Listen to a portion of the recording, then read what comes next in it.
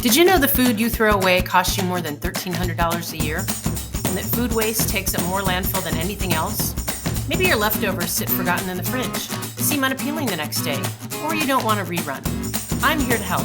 I'm Diane Watson, the leftover chef, and I'll show you how to quickly transform your leftovers into new and delicious dishes. Let's get cooking. Hi everybody, welcome to Leftover Chef, on location. I'm your host, Diane Watson. Thank you for being here.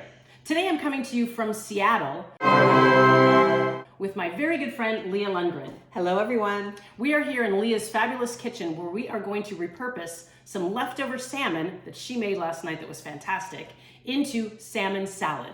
Leah, you must eat a lot of salmon living in Seattle. Can you tell me about it? Well, we are the salmon capital of the world. I grew up about 2 hours southwest of this city in Seattle, and unfortunately had salmon 3 or 4 times a week growing up. My mother always said that that's why my brothers and I are so tall.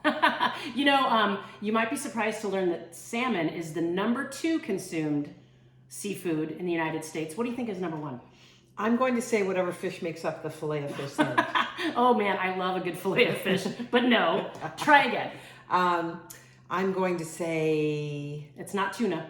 Shrimp. Shrimp, you're right. You're right. Salmon is the number 1 consumed, or number 2 consumed fish in the United States. Well, that would make it the number 1 consumed fish behind shrimp, which is not a fish. Here's what you'll need. A leftover salmon fillet, some finely diced celery, some finely diced onion, a little bit of mayo, some dill. We're gonna use some dried dill in this recipe, but you could use fresh dill if you have it, and lemon. Salt and pepper to taste at the end. So let's get started. Leah, tell me how you made this salmon last night. I made it just as a fillet on the skin. I got 325 in the oven, put it on a foil with a little olive oil. Yum. And lemon pepper. There are 918 pounds of salmon consumed in the United States every year. I believe it. The number 2. But that means that the average person is eating 3 pounds a year. And I know that you and I are eating more than 3 pounds a year because I have friends, as you probably do, that don't eat salmon or don't eat seafood, which is crazy. Salmon 4 times a week, and Dungeness crab as well, and razor clams. Wow. Kind of the 3 big things that were very easy to get and also inexpensive. Right. Do you know what kind of salmon this is? Sockeye. Sockeye, right. That's native to the Pacific It Northwest. is. And you'll notice that the flesh on this is quite red and it's quite firm. And that's more so than other types of fish that you're going to get from the Atlantic or even some other Pacific styles. This is a very sought after fish by chefs because it is very firm, it's very flavorful, and the red flesh comes from the diet of this fish because it eats a lot more crustaceans and plankton than other types of salmon. Why don't we go ahead and add the celery in there? And you have a spoon, right? I do. This is going to be so easy and delicious. And fish doesn't last very long, so this is a great next day use of salmon. You don't want to keep fish, it's like in-laws. What do they say, 3 days? Yes, 3 days and they're out. Throw it out. All right, and one thing we're going to do with this skin is we're going to put it in the compost bin. One thing I absolutely love about Seattle is it's one of the most recycling cities in the United States. And they have a compost program here. In fact, when we were setting up, the compost truck came by. So they have a little bin right here where they just put all of their food scraps. Again, we didn't throw this out. We're saving it and we're using it as a leftover. But this skin, we're going to throw right in the compost bowl. Why don't we add the onions? And how much celery was this? That was about 1.5 tablespoons. Okay. And we've got about 1.5 teaspoons of onions. I often use red onions, Diane. I love red onions. Some people don't like the bite of red onions. I like the bite and the crunch. These are green onions, but really you could use anything you want. You don't have to put onions in it if you're onion averse. And one trick I'll give you is if you do like onions, but they give you a little heartburn, you can saute them in a little butter first. That kind of takes the pinch out.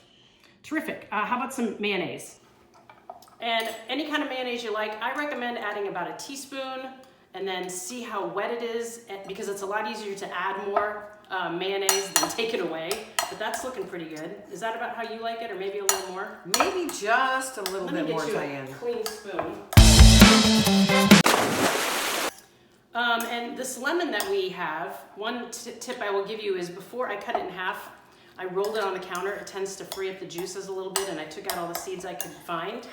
But what we're gonna do here is cut this in half so we can get a little more juice out of it. That looks fantastic.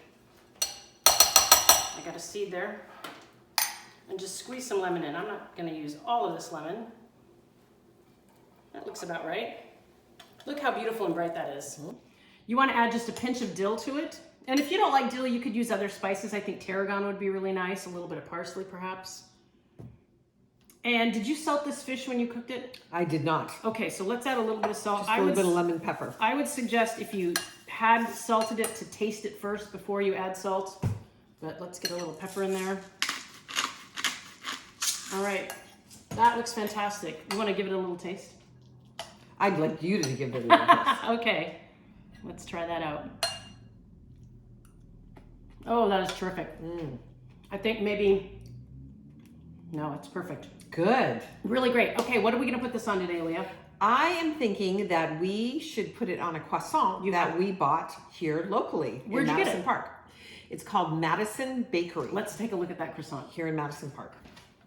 By the way, this fish came from Bert's Red Apple. Was that the name of the place? Bert's Red Apple. What terrific local, very, very obviously local fish and produce they have. That's a gorgeous croissant. So we'll just spoon that on. Should we put a little lettuce on this? Sure. Look, we're gonna have enough for one for us to share. And then you can have a little bit tomorrow on your eggs. On your eggs. Well, you could put it on your eggs. Yes. Or I was gonna say on some toast with some eggs. That would be good. That is so gorgeous. Look how beautiful and red that is. Oh my goodness. All right, I think we're ready. Did you put a little butter on that croissant? I did. My kind of girl. Yep. Kerrygold butter. Oh, that is one of my favorites. Mine too. Let's try this out. Well, we took a great piece of salmon and turned it into lunch. We did. Thank you so much for joining me on Leftover Chef. Thank you, Leah, for letting us come into your kitchen. Thank you, Diane. And for the salmon. Thank you for joining us where we help you love your leftovers, save some money, and do the planet a favor. See you next time. Bye.